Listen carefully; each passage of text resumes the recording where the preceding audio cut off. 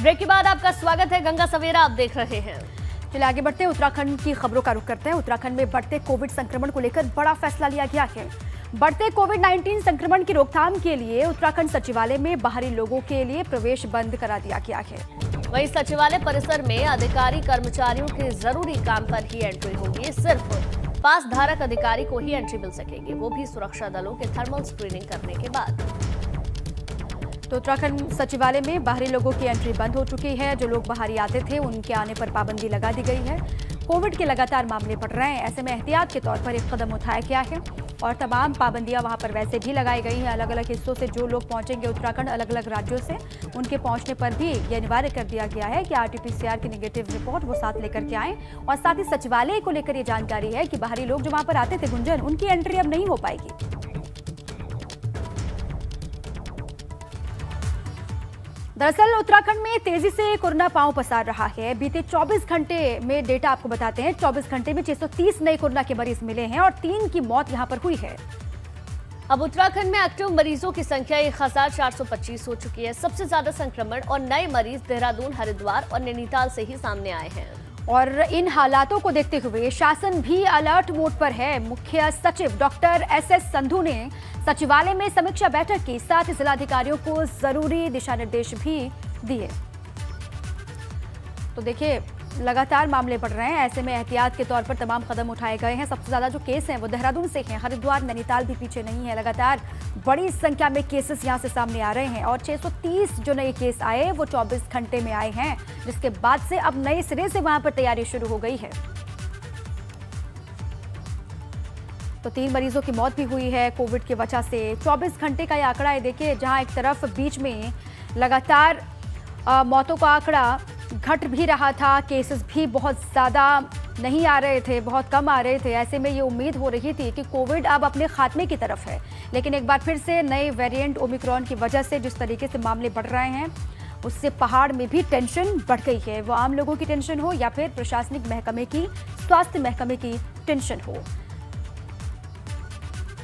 तो बढ़ते संक्रमण पर शासन भी लगातार अलर्ट मोड पर है। सरकार की तरफ से भी नई गाइडलाइन जारी की जा रही है। कल ही हमने देखा जो नाइट कर्फ्यू की मियाद थी उसको बढ़ा दिया गया। 11 से 6 बजे तक नाइट कर्फ्यू उत्तराखंड में रहना था, लेकिन उसे अब 10 बजे से कर दिया गया।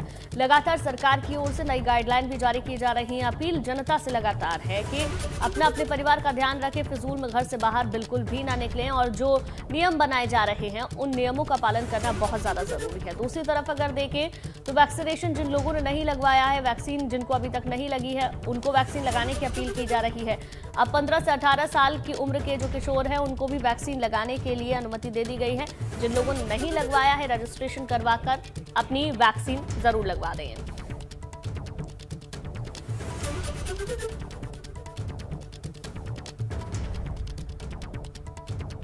तो 1425 एक्टिव केस उत्तराखंड में अभी हैं।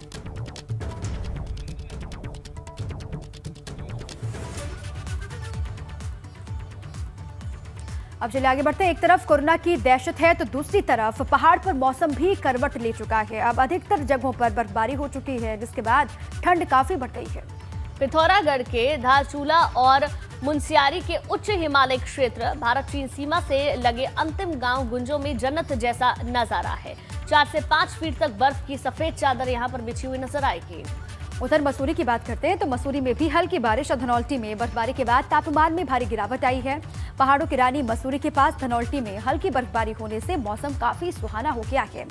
पर्यटक काफी आनंद लेते हुए यहाँ पर दिखाई दे रहे हैं। 2 जगहों की तस्वीरें आपकी टेलीविजन स्क्रीन पर है। देखिए एक पिथौरागढ़ की तस्वीर आपको दिखा रहे हैं।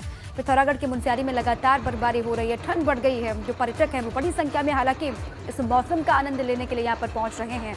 और दूसरी तस्वीर है मसूरी की, जहाँ पर भी लगातार बर्फबारी, हालांकि कोविड की वजह से तमाम एहतियात वहाँ पर बढ़ते जा रहे हैं, पाबंदियां हैं, लेकिन उसके बावजूद भी मौसम का आनंद लेने के लिए पहुंच रहे हैं पर्यटक।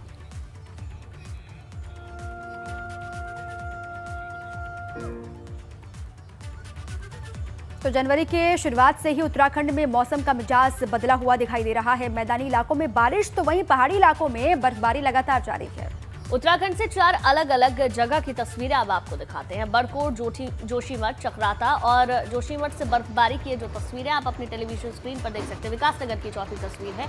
लगभग एक ही जैसी तस्वीरें यहाँ पर नजर आएंगी, लेकिन ये अलग अलग जगह की तस्वीरें पर्यटकों के लिए तो बहुत अच्छी है, लेकिन वहाँ जो रहने वाले स्थानीय लोग हैं उनके लिए परेशानी का सबब जरूर बनी हुई है।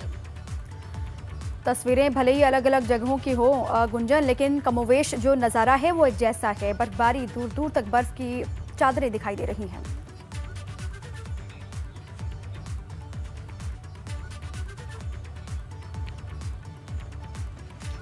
अब चलिए इसी बीच एक बड़ी जानकारी आपको दे दें। बड़ी खबर है, उत्तराखंड के मौसम से जुड़ी बड़ी खबर मिल रही है। मौसम विभाग की माने तो अभी मौसम साफ नहीं होगा। उत्तराखंड में अभी साफ नहीं होगा मौसम, ये मौसम विभाग ने कह दिया है। कल उत्तराखंड में भारी बर्फबारी का अलर्ट है। 10 जनवरी तक जारी रह सकती है बर्फबारी।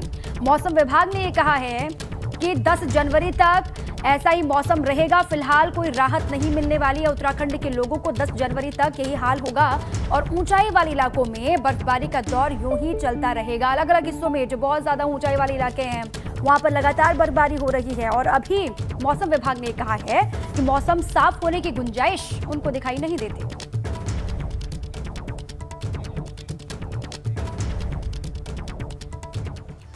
तो सूबे के मुखिया पुष्कर सिंह धामी आज 1 दिवसीय खटीमा दौरे पर रहेंगे, ये जानकारी मिल रही है। यहां वो राज्य सरकार की उपलब्धियों और योजनाओं की जानकारी देंगे।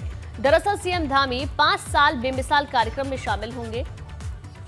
चटिया फार्म गांव में स्थित इंटर कॉलेज में ये कार्यक्रम होना है। बाकी सभी 69 विधानसभा से भी वर्चुअली कनेक्टेड होंगे। तो आज खटीमा अपने विधानसभा क्षेत्र के दौरे पर रहेंगे पुष्कर सिंह धामी। वहां पर तमाम कार्यक्रम होने हैं। विजय संकल्प यात्रा का समापन भी यहां पर। विजय संकल्प यात्रा का समापन कल हुआ और आज जानकारी ये है कि तमाम कार्यक्रम हैं।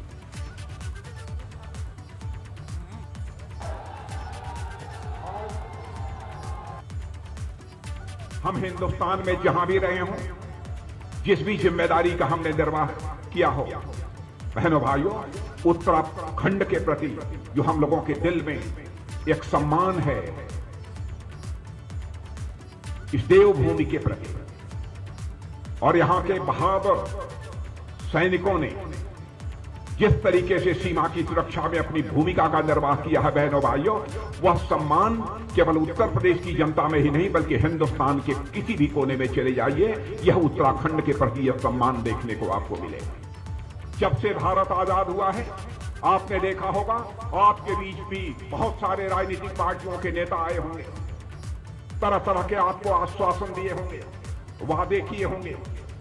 काश इस आजाद भारत के 75 वर्षों में आंशिक रूप से भी अपने वादों को पूरा कर दिया होता तो शायद हमारा यह भारत दुनिया की महाशक्ति कई वर्षों पहले ही बन गया होगा। प्रादेशिक स्तर पर जितनी भी घोषणाएं हमने करी हैं, सारी घोषणाओं के हमने अधिकतम के शासनादेश निकाले हैं। सबकी हमने वित्तीय स्वीकृति प्रदान की है। चाहे आज हमारी आशा बहनें हो, स्वास्थ्य के क्षेत्र में काम करने वाली, चाहे हमारी आंगनबाड़ी की बहनें हो, चाहे हमारे उपनल के कर्मचारी हो, चाहे जिन्होंने उत्तराखंड राज्य बनाने में अपनी सबसे महत्वपूर्ण भूमिका निभाई, चाहे हमारे उत्तराखंड के आंदोलनकारी हो, चाहे हमारे पीआरडी के जवान हो, चाहे भोजन माताएं हो, चाहे हमने नए खिलाड़ी भाइयों के लिए नई खेल नीति लाने का मामला हो, हर क्षेत्र में हमने केवल घोषणाएं नहीं करी, उन घोषणाओं के साथ साथ हमने उनके सबके शासनादेश भी निकाले हैं। हरक सिंह रावत ने टिकट की दावेदारी को लेकर चुनाव प्रभारी प्रहलाद जोशी से मुलाकात की। हरक सिंह इस पर कुछ खुलकर नहीं बोल रहे हैं, लेकिन सूत्रों का कहना है कि हरक सिंह अपनी पुत्रवधू के लिए भी लैंसडाउन विधानसभा क्षेत्र की टिकट की मांग कर रहे हैं। नहीं, ये मुझे खुद नहीं मालूम है कि वो क्यों ऐसा कर रहे हैं, क्योंकि हम सब लोग क्योंकि 4.5 साल पौने 5 साल तो बहुत ही अच्छे रहे। अब हो सकता है क्योंकि वो मेरी अनुकृति जो है वहाँ काम कर रही है, और वो इसलिए नहीं कर रही क्योंकि उसका घर है वहाँ, और वो पूरे प्रदेश में काम कर रही है, अपने एनजीओ के माध्यम से पूरे प्रदेश में काम कर रही है। तो अब दूसरे क्षेत्र में पूरे प्रदेश में अगर कोई लड़की काम कर रही है तो जहाँ उसका मायका है, जहाँ कि वो बेटी है, वहाँ भी अगर वो काम कर रहे तो हो सकता है इसलिए उनको कहीं लगता होगा कि भाई अनुकृति यहाँ से चुनाव लड़ सकती है। तो वो मुझे जो लगा, मेरे टिकट की गारंटी नहीं है कि पार्टी मुझे देगी कि नहीं देगी। हालांकि मैं नहीं लड़ना चाहता हूँ, लेकिन ये तो पार्टी तय करेगी किसको मौका दिया जाएगा। नहीं, देखिए, मैंने पार्टी पे, मैं भी माने पलाजो जी से बातचीत हुई है और मैंने पार्टी पे छोड़ दिया है कि पार्टी जो भी तय करेगी कि मुझे चुनाव लड़ाना है, नहीं लड़ाना है, कहाँ से लड़ाना है, ये पार्टी पे मैंने छोड़ दिया है। ये कुछ निर्णय ऐसे होते हैं कि मैंने कभी भी खुद नहीं मांगा टिकट कि मुझे यहाँ से टिकट दो, वहाँ से टिकट दो। वहीं पंजाब में प्रधानमंत्री मोदी के काफिले के रास्ते में हुए चूक के मामले को लेकर भाजपा कार्यकर्ताओं ने प्रदर्शन किया। उत्तराखंड में 3 अलग-अलग जगह की तस्वीरें अब आप देख रहे हैं। बिल्कुल, देहरादून, रामनगर, कोटद्वार में भाजपा कार्यकर्ताओं ने प्रदर्शन करके अपना विरोध किस तरीके से जाहिर किया, वो तस्वीरें आपको हम दिखा रहे हैं। पंजाब में पीएम की सुरक्षा में चूक को लेकर बीजेपी वाले बेहद आक्रोशित, गुस्से में, और कल जो तस्वीरें आई विरोध की 3 जगहों से, वो आपको दिखा रहे हैं। देहरादून में देखिए बड़ी संख्या में बीजेपी के कार्यकर्ता इकट्ठा हुए, नारेबाजी भी वहां पर की, पुतला भी फूका गया पंजाब के सीएम चरणजीत सिंह चन्नी का, और रामनगर साथ में विकासनगर की तस्वीर भी आपको हम दिखा रहे हैं। उत्तराखंड में भारत और नेपाल सीमा पर बहने वाली काली नदी पर ब्रिज बनाने की योजना है और इसको लेकर भारत और नेपाल के बीच जल्द ही एक MOU साइन होने जा रहा है। ये ब्रिज धारचूला में महाकाली नदी पर बनाया जाएगा।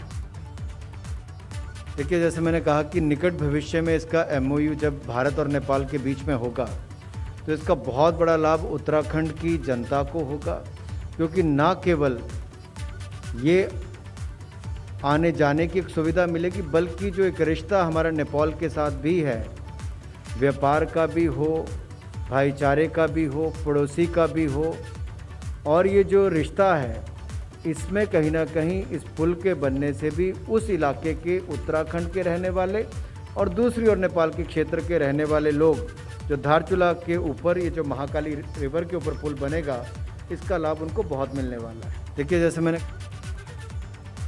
चलिए अब आपको दिखाते हैं धुआंधार 22।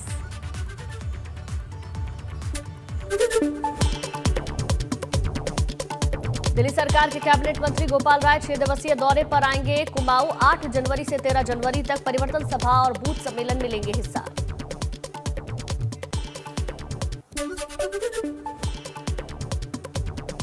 बसपा ने रुड़की में कार्यकर्ता सम्मेलन का किया आयोजन। प्रदेश प्रभारी ने जनता से बसपा प्रत्याशी को जिताने की अपील की। भाजपा और कांग्रेस पर लगाया दल बदल करने का आरोप।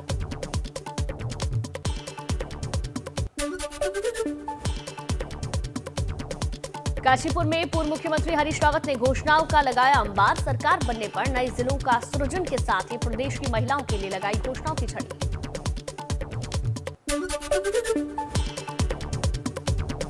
विधानसभा प्रभारी नियुक्त करने को लेकर आम आदमी पार्टी में मचा घमासान। कैंट विधानसभा क्षेत्र के नेताओं का पार्टी कार्यालय पर हंगामा। कहा, दावेदार नेताओं की हो रही है अनदेखी। सीएम धामी को उनकी ही विधानसभा में घेरने के लिए कांग्रेस ने कमर कसी। 10 जनवरी को खटीमा में कांग्रेस करेगी SC/ST सम्मेलन। हरीश रावत, प्रीतम सिंह करेंगे कार्यक्रम में शिरकत।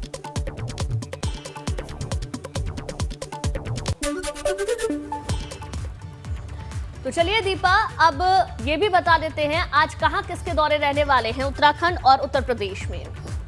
बिल्कुल, आज कौन सा दिग्गज कहां पर रहेगा ये जानना बहुत जरूरी है और इस पर नजर डाल लेते हैं। वो उत्तर प्रदेश के सियासी दिग्गज हो या फिर उत्तराखंड के, चुनावी समर है और ये वही वक्त है जब नेता जनता के बीच दिखते हैं ज्यादा और नेता की व्यस्तता भी कुछ ज्यादा बढ़ जाती है चुनाव के नजदीक आते आते।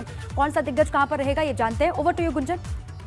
बिल्कुल दीपा, मैं आपको बताती हूँ आज कहां किसके दौरे रहने वाले हैं। चुनावी मौसम में नितिन गडकरी यूपी प्रवास पर प्रदेश को रोज नई योजनाओं का तोहफा दे रहे हैं।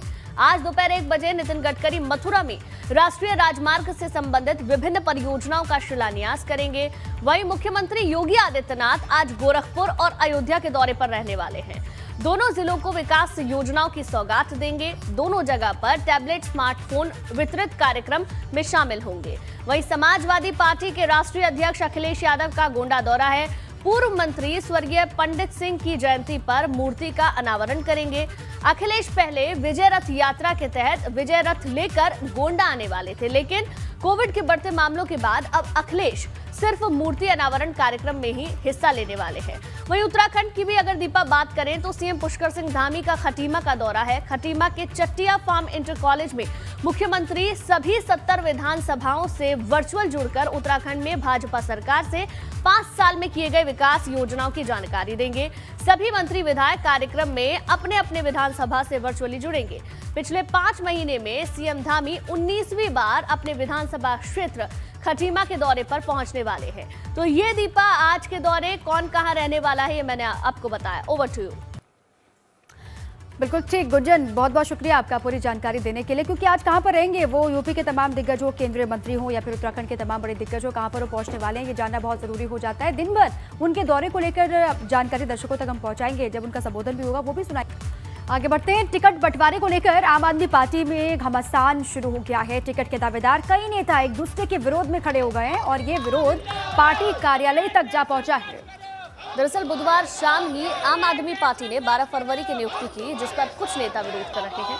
कैंट विधानसभा से दावेदारी कर रहे हैं। नवीन बिष्ट के नेतृत्व में सैकड़ों कार्यकर्ता पार्टी कार्यालय पहुंचे और यहाँ उन्होंने रविंद्र आनंद को प्रभारी बनाए जाने का विरोध किया। पार्टी कार्यालय के सभी गेट भी बंद कर दिए गए। कैंट से दावेदारी कर रहे नवीन बिष्ट का कहना है कि पार्टी की ओर से जो संभावित प्रत्याशी बनाए गए हैं वो पूरी तरीके से गलत हैं, क्योंकि वो खुद इस सीट पर प्रबल दावेदार है। अब टिकट के बंटवारे को लेकर किस तरीके से घमासान मचा हुआ है देखिए। लगातार ये पार्टी कार्यालय की तस्वीर आपको दिखा रहे हैं। बड़ी संख्या में जो टिकट के दावेदार हैं वो यहाँ पर पहुँच रहे हैं।